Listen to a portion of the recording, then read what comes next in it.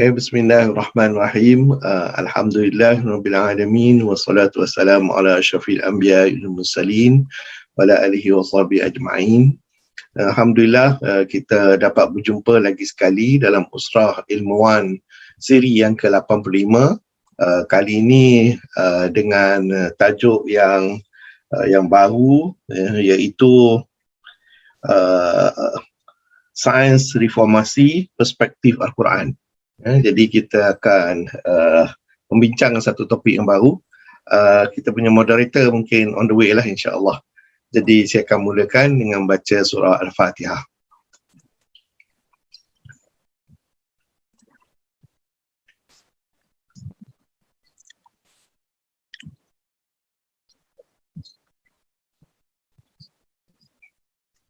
So, bismillahirrahmanirrahim. Saya akan share slide untuk mudahkan kita. Tak boleh lah, tak share lagi, tak ada kebenaran. Afiq boleh? Boleh, Prof. Boleh dah. Okey, boleh dah.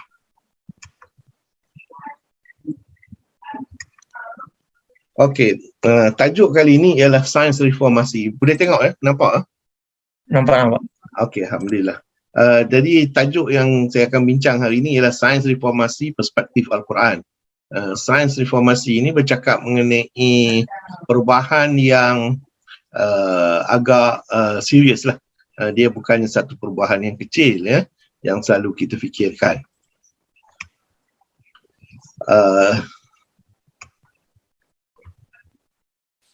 Jadi itu adalah tajuk kita pada malam ini.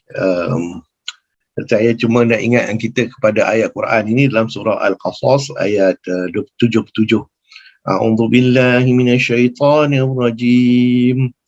Wabtaghi fima ataka Allahu ad-daral akhirah wa la tansa nasibaka minad dunya wa ahsin kama ahsana Allahu ilaik.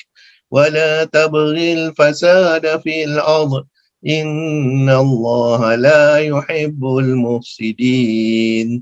Jadi di sini Allah memberitahu kita supaya mencari pahala. Wabtaghi fima atakallah, pahala negeri akhirat dan apa yang telah dianugerahkan Allah kepada kita. Tapi dia cakap wala tansa nasibaka minad dunya.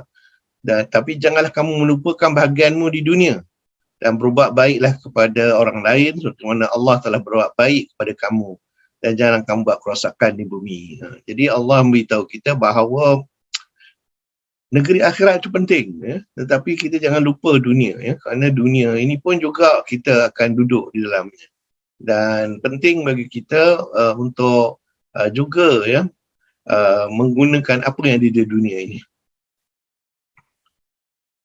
Apakah reformasi? Kerana saya nak bagi takrifan supaya mudah kita berbincang. Reformasi dikaitkan dengan perubahan asas. Dia adalah perubahan asas dalam dua perkara. Bagaimana cara organisasi melakukan bisnes, ataupun kalau saya nak ringkaskan dalam bentuk tindakan. Jadi bagaimana cara organisasi melakukan bisnes ataupun tindakan. Yang kedua ialah perubahan dari ciri-ciri organisasi itu, iaitu keadaan organisasi itu. Jadi bila kita kata bahawa organisasi itu akan membuat reformasi, dia akan membuat dua perkara ini. Iaitu bagaimana cara dia melakukan bisnes akan berubah, dan ciri-ciri organisasi itu juga akan berubah. Jadi ianya bukannya tebisan kecil, maknanya kita ubah sikit-sikit saja kita kata reformasi. Jadi ini bukan, ini satu major, satu perubahan yang major. Nanti kita akan lihat bahawa reformasi ini perlu dilakukan bukan setakat dalam organisasi kita, tetapi dalam negara kita, kerana negara kita ini berada dalam satu keadaan yang agak teruk, dari segi ekonomi, dari segi kesihatan dan lain-lain. Jadi perlu kita lakukan reformasi. Jadi maknanya kita kena tukar cara kita melakukan tindakan, dan kita kena tukar cara-cara ataupun ciri-ciri negara kita ini. Jadi ini dua perkara yang major, dan saya akan tunjukkan apa yang perlu kita lakukan. Jadi operasi bisnes yang jauh berbeza. Sebagai contoh gambar ni, Jadi kita nak melakukan tindakan dan keadaan ciri-ciri yang kita ubah itu menyebabkan dia menjadi satu organisasi lain yang berbeza. Jadi ini nampak perbezaannya. Ini gambar yang saya ambil daripada kelab malam dan kita akan ubahkan daripada satu keadaan kelab malam di mana pergaulan berlaku secara bebas. Kita akan tukar kepada satu yang family, Islam, yang berkait, yang rapat di antara satu sama lain. Jadi kita nampak perubahannya agak ketara dia. Ia bukannya ubah sikit-sikit saja dia bukan ubah sikit-sikit saja, tampalan saja setengah-setengah orang katakan. Ini bagaimana untuk kita reformasi untuk melakukan reformasi ini. Kita perlu berfikir dari segi asas dia. Kita kena tengok asas dia, kemudian kita tengok dari segi nilai dan sikap dan apa yang kita lakukan. Jadi ini kita akan lakukan berturutan lah. Sama ada kita fikir asas dulu, kita tengok nilai dan sikap dan apa kita lakukan, ataupun kita tengok apa yang kita lakukan dan kemudian kita ubah nilai dan sikap dan fikiran asas. Jadi itu dua approach yang boleh kita gunakan dalam reformasi. Jadi kalau nak fikirkan, lebih mudah untuk berlagak mengikut cara berfikir baru dari berfikir cara berlagak baru. Jadi nampak tak kenyataan ini. Itu mudah saja untuk berlagak. Macamlah kita membuat satu pemikiran yang baru. Tetapi kalau kita nak fikir apakah dia lagak yang baru, mungkin lebih susah. Jadi reformasi ini dalam kategori itu lebih susah. Saya bagi satu contoh supaya kita faham apa yang dimaksudkan. Orang yang melihat kepada air, seorang optimis yang melihat kepada air di dalam gelas, dia kata gelas ini penuh separuh. Tetapi seorang pesimis akan melihat kepada air yang sama yang ada dalam gelas tu sebagai mengatakan gelas itu separuh kosong. Nampak tak perbezaannya? Seorang optimis akan mengatakan gelas itu penuh, separuh penuh. Tetapi bagi seorang yang pesimis, yang orang yang merasa semua salah, gelas itu dalam keadaan setengah kosong. Tetapi seorang yang berfikir lebih out of the box ataupun di luar dari kotak, dia akan kata, mengapa gelas ini saiznya terlampau besar? Dia cakap gelas ni terlampau besar untuk mengisi air tersebut. Jadi nampak perubahan-perubahan pemikiran yang orang kata berbeza dan ini juga akan menentukan nanti apakah kita melakukan reformasi ataupun setakat menukar, mengubah sedikit-sedikit saja. Ini mengapa reformasi Kalaulah kita lihat ke sebuah negara kalau tengok sebuah negara macam negara kita Malaysia kita akan lihat sebuah negara yang miskin kerana kita dapati puncanya ialah input yang didapati ataupun perolehan ataupun perkara-perkara yang memberi keuangan kepada ekonomi kepada negara itu input dia rendah dari segi nilai, dari segi keperluan dan lain-lain lagi. Dan produknya kasar, tidak siapa yang berminat padanya. Jadi bila dia nak menjual, dia tak boleh menjual kepada dunia. Kerana udahlah input dia rendah, produknya pula kasar. Jadi dia perlu membuat satu reformasi, reformasi struktur dalam kes ini, reformasi dalam bentuk struktur. Mana dia akan menukar kepada produktiviti tinggi. Kerana dia output dia sekarang ni tinggi dan produk dia bukan lagi produk kasar tapi produk yang berharga. Jadi bila dia ada dua perkara ini, output tinggi, produk berharga, maka kita akan dapati dia akan menjadi negara yang kaya. Tapi asas reformasi struktur itu apa dia? Produktiviti tinggi, capital bertambah, variasi ekonomi akan membentang menghalang kemiskinan dan tekanan luar. Jadi kita nampak bila kita have a strong economy, maka rakyat kita akan terjaga dengan baik. Jadi kalau kita tengok di Malaysia sekarang ini, harga makin lama makin naik. Makanan makin lama makin tak cukup. Jadi ini jelas menunjukkan bahawa perlunya satu reformasi untuk negara kita ini. Kerana apa yang berlaku ialah input kita rendah, kita punya produk kasar, nak tambah lagi ahli politik pula tak berkesan buat masa ini. Jadi dengan itu, bila kita buat reformasi ni, produk kita akan bertaraf tinggi. Kita akan punya institusi yang baik. dan kita akan mempunyai polisi yang baik juga. Itu dia reformasi yang dicadangkan. Dan kalau kita buat perbandingan, kita dapat perbandingan GDP-nya.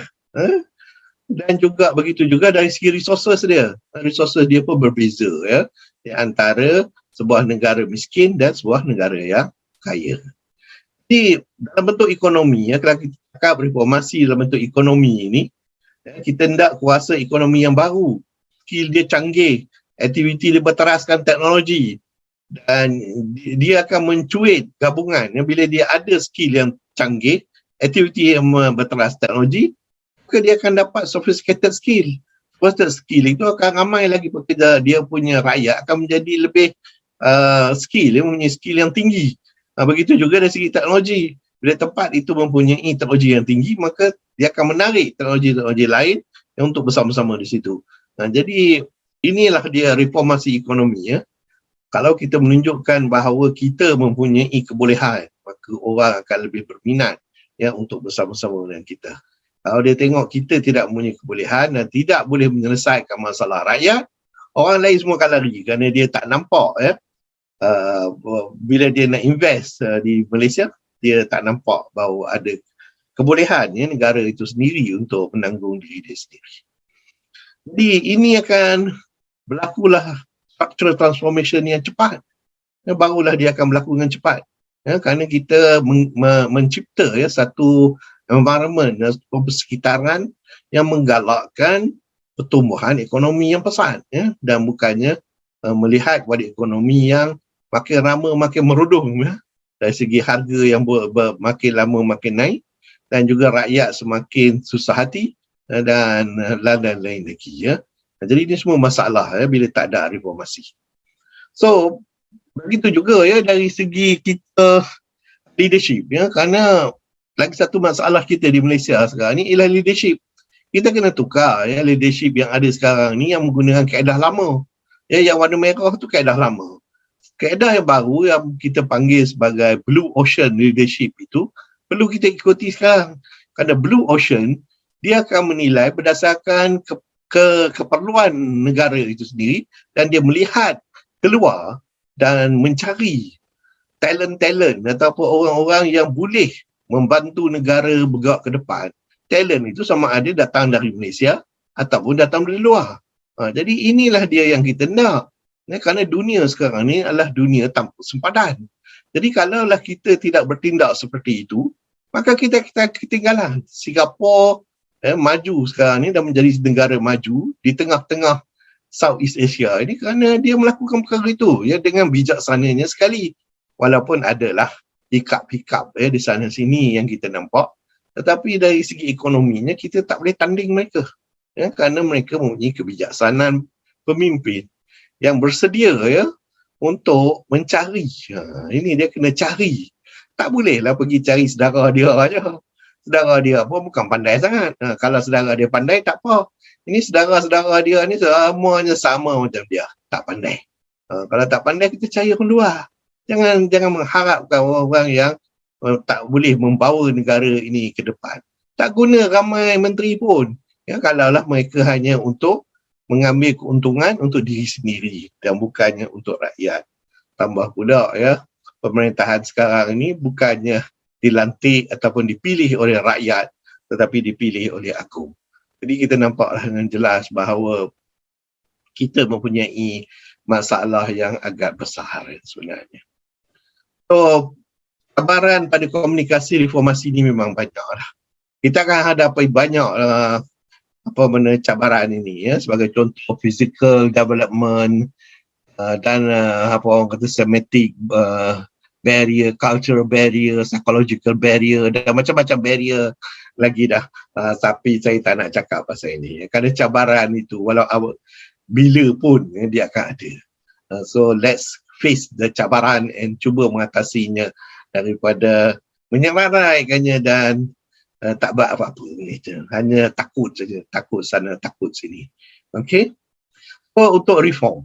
Okay? Kalaulah kita nak belajar mengenai reform ni ya, tempat yang terbaiknya ialah daripada Rasulullah SAW, ya, Nabi kita, Rasul kita, keagungan kita, ya, kecintaan kita, iaitu Nabi Muhammad SAW. Ya, dalam masa yang agak pendek, ya, 23 tahun saja, ya, Nabi Muhammad SAW telah menukar satu masyarakat yang berbeza. Dia membuat satu perkara yang memang itulah dia reform. Itulah dia reformasi, ya, kalau kita nak gunakan istilah yang disebut-sebutkan sekarang. Kerana dia menukarkan daripada menyembah berhala, ya, oleh orang Arab ini, dan menukarkan kepada menjadi menyembah hanya satu Tuhan. Daripada banyak Tuhan, dia menukarkan orang Arab ini kepada satu Tuhan yang sebenar. Dan dia memperbaiki kegaduhan di antara bangsa-bangsa Quraisy, bangsa-bangsa lain, dan apa orang kata peperangan, berdasar, dan semuanya ditukar kepada national solidarity, penyatuan bangsa-bangsa Arab, ya, dan mereka bersatu dengan kuat, ya, sehingga pada zaman Umar Al-Khattab dia telah menakluki hampir separuh dunia. Jadi itu adalah satu, again, ya, kita lihat impak, ya, daripada reform yang dilakukan oleh Nabi Muhammad SAW. Daripada orang yang mabuk, ya, pada tiap-tiap malam, dan orang kata memerintah dengan kuasa yang tidak terkawal, kepada satu golongan yang very disiplin, ya, yang bangun malam, yang bersolat malam, dan menjalankan ibadat kepada Allah, dan sentiasa menjaga keluarga. Jadi kita tengok, ya, satu reform, ya, satu perubahan masyarakat yang amat dahsyat sekali. Dan daripada bankruptcy, ya, kerana kita dapati, ya, duit dibelanjakan secara mewah, ya, dan dibuang sana dan sini pada satu standard moral yang excellent, ya, kalau nak ikutkan, ya, yang cantik, ya, yang baik, ya, yang memang semua orang akan ikuti apa orang kata masyarakat yang telah berubah ini. Jadi daripada belakangan, ya, kerana dia mempunyai sifat-sifat jahiliah, membunuh anak perempuan dan lain-lain lagi itu, menjadi tempat di mana ilmu itu berbincang, sains itu berbincang, dan ketamadunan itu dibangunkan. Jadi nampaklah, itulah dia reform. Itulah dia reform. Dan kita bernasib baik kerana kita ada satu contoh yang memang ada dalam rekod sejarah. Dan ianya bukan sesuatu yang angan-angan yang selalu kita dengar sekarang ini. Iaitu daripada Nabi Muhammad SAW. Dan reform change ini, ya, kalau kita tengok, ya, dalam Al-Quran, ya, perubahan, ya, Al-Quran mengatakan ada empat different level, ya, ada 4 different level. Pertama ialah individual, kemudian family, kemudian society ataupun masyarakat, dan akhirnya negara. Perhatikan di sini, ya, dia mula dengan individual. Individual itu adalah diri kita sendiri. Apakah kita akan berubah? Ataupun adakah family kita akan berubah? Kerana family kita adalah dalam kawalan kita. Dan apakah society akan berubah? Society pun juga dalam kawalan kita. Dan akhirnya negara, adakah kita membiarkan negara kita tanpa perubahan? Jadi perubahan itu perlu dilakukan step by step. Ya, mula dengan diri kita, kemudian dengan family, kemudian dengan society, dan akhirnya kepada negara. Secara individual, Islam bercakap mengenai mengubah diri sendiri. Maknanya, kita mengubah daripada perbuatan ataupun sifat-sifat buruk, mazmumah, kepada sifat-sifat yang baik atau ciri-ciri yang baik, ya, mahmudah, ya. Jadi perubahan ini perlu kita lihat, dia dilakukan oleh semua orang as individu. Jadi bila semua orang menjadi baik dan tidak ada sifat-sifat dengki, tidak ada sifat mengambil rasuah dan lain-lain tersebut, maka individu tersebut akan menjadi orang-orang baik. Itu dinamakan orang-orang baik. Ya? Okey. Dan kalaulah ini boleh diterjemahkan kepada family, ya, kerana family ini dalam Islam, dalam Al-Quran, dia menyebutkan Islam talk about saving the family from the hellfire. Maknanya kita menyelamatkan keluarga kita daripada api neraka. Mengapa api neraka? Kerana bahan bakar dalam neraka ialah manusia dan batu. Dan batu. Jadi kita dapati manusia ini memang akan jadi bahan bakar di dalam neraka. Dan kita yang paling rapat yang kita ialah keluarga kita. Jadi kalau kita biar mereka, kita tidak menegur mereka, tidak mengajak mereka kepada cara hidup Islam yang sepatutnya, maka mereka akan menjadi bahan bakar. Kerana mereka akan mempunyai sifat-sifat yang mazmumah itu tersebut. Ya, dan hanyut di situ. Dan selepas kita dah berjaya menjaga keluarga kita, kerana dari segi individu tersebut akan membentuk keluarga, dan keluarga itu juga pula akan membentuk satu society, masyarakat. Jadi at the society level, kita bercakap mengenai society yang memberi keadilan kepada semua orang, yang apa orang kata menentang sebarang kezaliman yang berada dalam society tersebut. Inilah dia uniknya Islam. Kita melihat bahawa perubahan ini perlu dilakukan bermula daripada individu, kemudian pada family, kemudian pada society. Kita tak boleh berdiam diri membiarkan katakan orang itu menzalimi orang lain. Kita kena tegur dan kita kena buat perubahan. Dan akhir sekali, at the political level, kita sebagai orang Islam hendaklah memperkenalkan undang-undang yang Allah telah tetapkan. Allah telah tetapkan beberapa undang-undang, tak banyak pun yang sebenarnya undang-undang tersebut. Tetapi undang-undang tersebut adalah undang-undang daripada Allah. Dan oleh kerana ia undang-undang daripada Allah, dia adalah sebaik-baik undang-undang. Masalahnya kita sampai sekarang, kita dah 60 tahun merdeka, masih lagi menggunakan undang-undang kafir, iaitu British punya sistem. Iaitu adalah sistem yang kita rasa adalah salah dan menyesatkan semua orang. Jadi kita dapati bahawa level-level reform ni perlu dilakukan satu persatu.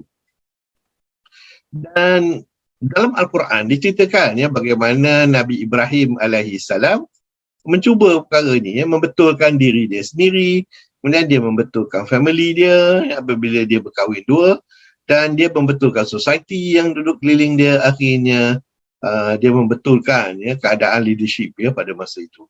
Jadi kita ada contoh Nabi Ibrahim alaihi salam selain daripada Nabi Muhammad sallallahu alaihi wasallam untuk melakukan reform ini. So perubahan ini perubahan bermula daripada individu, which is very important, yang kita boleh istilahkan sebagai tazkirah nafs, iaitu kita kena perbetulkan hati kita, kerana individu ni dia berkait dengan hati. Jadi apabila hati itu diperbaiki, kita melakukan tazkirah nafs, maka the rest itu akan menjadi baik. Begitu juga dengan keluarga, kita bercakap mengenai tazkirah umriyah, itu keluarga itu sendiri kita memperbaiki dia supaya kita mempunyai isteri, anak dan juga anak-anak yang mengikut apa yang Allah telah tetapkan. Jadi dengan itu mereka akan selamat daripada api neraka.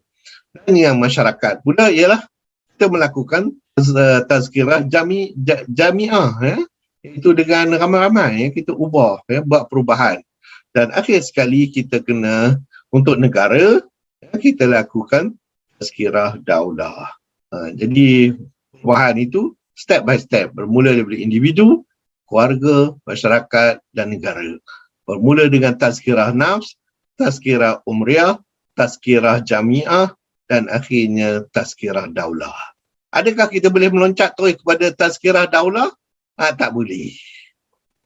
Contoh kita yang paling ketara sekali ialah apa yang berlaku di Mesir. Telah mendapat pemerintahan negara oleh Ikhwanul Muslimun, tetapi mereka entah macam mana termiss.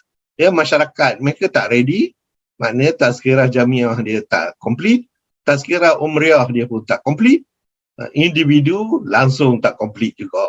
Walaupun pada dasarnya mereka mempunyai tazkirah-tazkirah ini, cuma hanya pada golongan yang tertentu saja. Bila ini berlaku, tidak meliputi keseluruhan masyarakat. Jadi masyarakat yang ramai itu menentang perkara ini. Dan tidak ada sesiapa pun voice out yang melawan penentangan apa yang berlaku di Mesir. Dan kita amat sedihlah kerana perkara ini berlaku di Mesir, di mana kebanyakan daripada contoh-contoh pergerakan Islam ni kita ambil daripada sana. Tetapi malangnya kita dapati mereka gagal dalam hal ini. Okey. Jadi Allah buat change by placing before the people a specific condition. Bila Allah nak buat perubahan, macam kita nak buatkan satu perubahan, satu reform bagi negara kita ini, ada beberapa perkara yang spesifik yang Allah sebutkan supaya kita lakukan dahulu. Kerana kalau kita tak lakukan, maka kita tidak akan dapat perubahan tersebut. Apakah dianya? Dalam surah dalam Al-Quran Allah berfirman, indeed Allah will not change the condition of a people until they first change what is in themselves. Maknanya dia kena buat tazkirah nafs. Dia kena bersihkan dulu hati dia. In this verse clearly beritahu dia tak akan ubah. Kecuali orang untuk mengubah diri dia sendiri. Jadi itu penting, dia kena ubah diri mereka sendiri. So the first thing we learn with respect to change is this: we need to witness change, and it has to start from our own self. Dia kena mulakan dari sendiri. Tak guna kita cakap mengenai perubahan negara, tak guna kita cakap mengenai perubahan masyarakat ataupun perubahan keluarga, kalaulah kita sebagai individu tidak berubah sendiri. Apakah mungkin seorang yang tidak berubah, katakan dia minum arak, dia nak beritahu kepada, ataupun contoh yang paling baik sekarang ni ialah dia mokok, dia cakap ke anak dia jangan mokok. Wah, dia duk ngisap, berkepul-kepul. Macam mana nak bagi contoh macam itu? Yang inilah dia masalah dia. We have to show by example. Then only kita go to the family dan seterusnya. So on one hand, command people forbid lying, backbiting, spying, substantial fraud, apa ni, ini semua adalah mazmumah. Dan arrogant, hoarding dan lain-lain lagi. Dan lagi satu ialah Allah menyuruh kita membuat perkara yang baik, mas mudah. Jadi ini semua ni perkara-perkara ini yang sebagai honest, truthful, tolerant, punctual dan lain-lain lagi. Ini semua adalah apa yang Allah hendak kita buat. Jadi dalam proses of change, kita kena tukar diri sendiri. Kita tak boleh masih lagi berpegang kepada mazmumah punya perbuatan-perbuatan mazmumah. Kita kena pegang pada mahmudah. Okey, perkara yang baik saja. Dan kita tinggalkan perkara yang buruk. Okay? Jadi perubahan ni berlaku di hati Dia bermula di hati. Dan semuanya bermula di hati sebenarnya. Kerana Rasulullah memberitahu bahawa ada seketul darah dan seketul darah itu adalah di dalam hati. Setengah ustaz-ustaz kita dia kata hati nulari. Tak apalah nak guna istilah mana pun boleh. Jadi kita tak nak berikan hati kita tu Apa yang kita nak ialah akan keluar cahaya daripada hati kita. Jadi apa yang boleh kita lakukan? Banyak sebenarnya yang kita boleh lakukan. Di antaranya kita berdoa kepada Allah. Ya Allah, jadikanlah hatiku ini bersih. Jadi itu doa. Doa itu adalah senjata orang mukmin. Kalau kita tidak berdoa, macam mana Tuhan nak bagi hati kita bersih?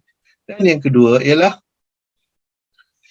kita selalu berselawat kepada Nabi kerana selawat kepada Nabi ini amat penting bila kita berselawat kepada Nabi, dia akan mengingatkan kita kepada usaha-usaha yang telah dijalankan oleh Nabi Muhammad SAW.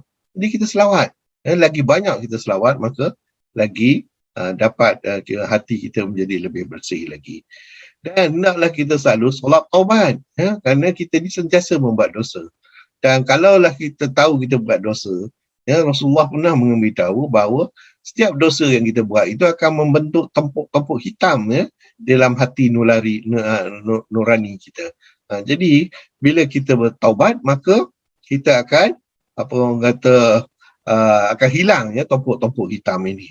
Dan hendaklah kita banyak baca Al-Quran kerana Al-Quran ini adalah manual kehidupan kita yang Allah berikan specifically kepada kita, dan dia tidak berikan kepada umat-umat lain. Kita lah satu umat yang lucky in that sense, because orang lain punya umat macam Nabi Adam, Nabi Musa dan lain-lain, mereka dah tak ada mujizat dah. Tetapi kita ada satu mujizat yang tak ada tandingnya, iaitu Al-Quran.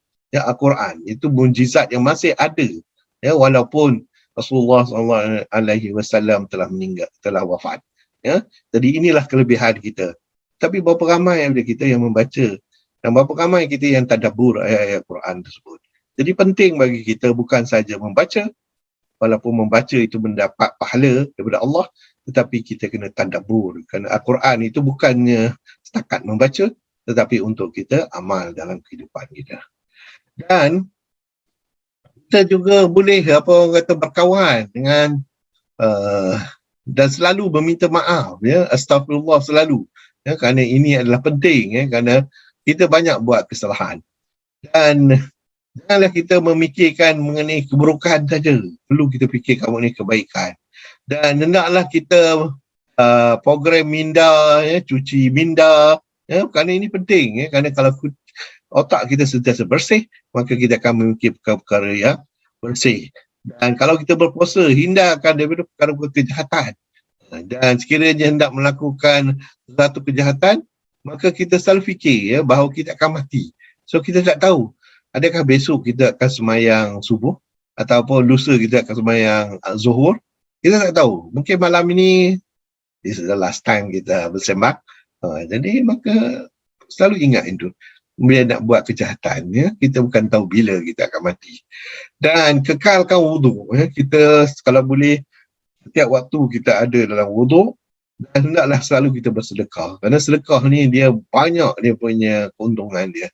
Dan harapan kita ialah bila kita bersedekah, Allah akan lebih suka kepada kita. Dan hendaklah kita membelanja orang, ya. Ada ini pun selain dari sedekah, kita berbelanja dengan kawan-kawan yang rapat dengan kita.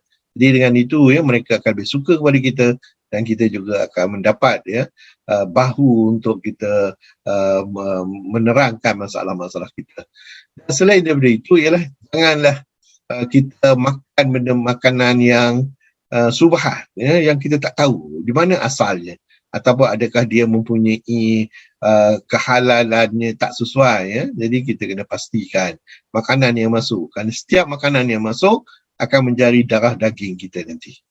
Dan hendaklah kita berkawan dengan orang-orang yang baik, yang berilmu, ya. Dan kita juga hendaklah berkawan dengan orang miskin, ya, kerana kita akan menginsafi diri kita, ya, bahawa wang dan lain-lain itu adalah apa yang Allah berikan kepada kita. Dan hendaklah kita juga membantu, ya, orang mana yang boleh kita bantu. Dan akhir sekali, kita kena jaga panca indera kita, mata kita, telinga kita, mulut, ya, kerana semua ni akan ditanya oleh Allah nanti. Jadi bila kita jaga semua perkara-perkara ini, ya, ada 17 perkara ini, hopefully hati kita akan menjadi bersih, dan Allah akan menerima ini sebagai satu perubahan yang baik, ya, untuk kita go to the next step untuk kita buat reform, okay, iaitu melindungi keluarga. Jadi ini ada disebutkan, ya, dalam surah Tahrim, ya, ayat 6. A'udzubillahi minasyaitanirrajim. Ya ayyuhalladzina amanu qu anfusakum wa ahlikum nara wa quduhan nasu wal hijaratu 'alaiha malaikatun Riladun shidadun la ya'funa Allah ma amarahum wa yaf'aluna ma yu'marun. Wahai orang beriman, ya ayyuhalladzina amanu qu anfusakum wa ahlikum nara. Peliharalah dirimu dan keluargamu dari api neraka yang bahan bakarnya adalah manusia dan batu. Dan penjaga malaikat yang kasar dan keras, yang tidak derhaka kepada Allah. Dia pun tak makan rasuah. Tak makan rasuah. Maka Allah perintah kepada mereka dan selalu mengerjakan apa yang diperintahkan. Jadi kita kena melindungi keluarga kita. This verse talk about basic family responsibility. Guide and protect them from failure in fulfilling the goal of creation. Jadi kita kena selamatkan keluarga kita, ya. Kerana kita ada tujuan, ya. Kehidupan kita ni ada tujuan dia. Jadi kalaulah kita tak jaga, maka kita akan masuk neraka. Keluarga kita akan masuk neraka. Jadi apakah yang dimaksudkan dengan protecting the family itu? Pertama, kita kena jaga mereka daripada melakukan dosa. Kedua, kita kena jaga mereka daripada nafsu mereka sendiri dan apa permintaan-permintaan yang bertentangan dengan agama Islam. Kita kena ajar keluarga kita supaya menjadi orang-orang yang beriman dan juga orang-orang yang adil dan yang boleh melaksanakan tanggungjawab sebagai seorang Islam. Dan kita kena buat satu environment di mana keluarga kita itu boleh orang kata berkembang dalam bentuk spiritual, dalam kerohanian dia. Sebagai contoh yang last ni ialah kita make sure pagi sebelum subuh kita buat solat subuh, dan sebelum itu juga kita buat solat tahajud dan lain-lain lagi. Begitu juga kita siang hari itu kadang-kadang kita berpuasa dan lain-lain lagi. Dan bersolat, berjemaah. Dan ini semua kita kena create that environment supaya keluarga kita merasa selesa dengan apa yang ada. Dan inilah dia yang Allah telah buat kepada kita. Dengan menciptakan seorang isteri pada kita bermula daripada Nabi Adam alaihi salam yang telah dianugerahkan dengan Hawa. Maka setiap orang ada pasangan dia, dan pasangan dia itu akan insya-Allah produce anak-anak. Jadi adalah tanggungjawab kita sebagai bapa untuk menjaga keluarga kita supaya sentiasa mengikut perintah-perintah Allah, dan dengan itu akan selamat daripada api neraka. Tanggungjawab itu jatuh dekat bapa kepada bapa, itu individu seperti kita. Jadi kita kena melindungi keluarga kita.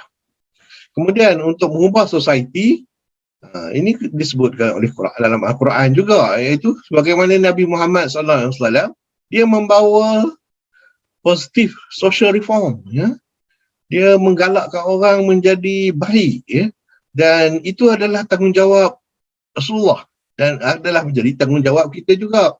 This is a book which we have revealed to you that you might bring mankind out of darkness into the light by permission of their Lord to the path of exalted iman and the praiseworthy. Jadi nampak tak? Buku ini adalah membawa daripada kegelapan kepada kegelapan. Ini adalah perkara-perkara yang menyebabkan masyarakat menjadi tak tentu kala. Sebagai contoh, rasuah. Rasuah ini akan menyebabkan masyarakat yang sepatutnya mendapat reward terhadap usaha mereka, tetapi tidak. Terbaliknya orang yang memberi wang akan mendapat reward. Jadi inilah dia darkness dan akan tukar kepada satu light. Jadi dia tukar itu. Jadi people from the darkness, wrong belief and action, mereka akan mempunyai cahaya, cahaya keimanan, dan boleh melakukan perkara-perkara kebaikan. Dan itulah dia tanggungjawab prophets, dan itu jugalah tanggungjawab kita kalau kita nak tukarkan society kita. Tak boleh je cakap-cakap je tapi tak buat apa-apa. Inilah dia nama dia dakwah. Dakwah yang perlu kita laksanakan. So kalau kita lihat dari segi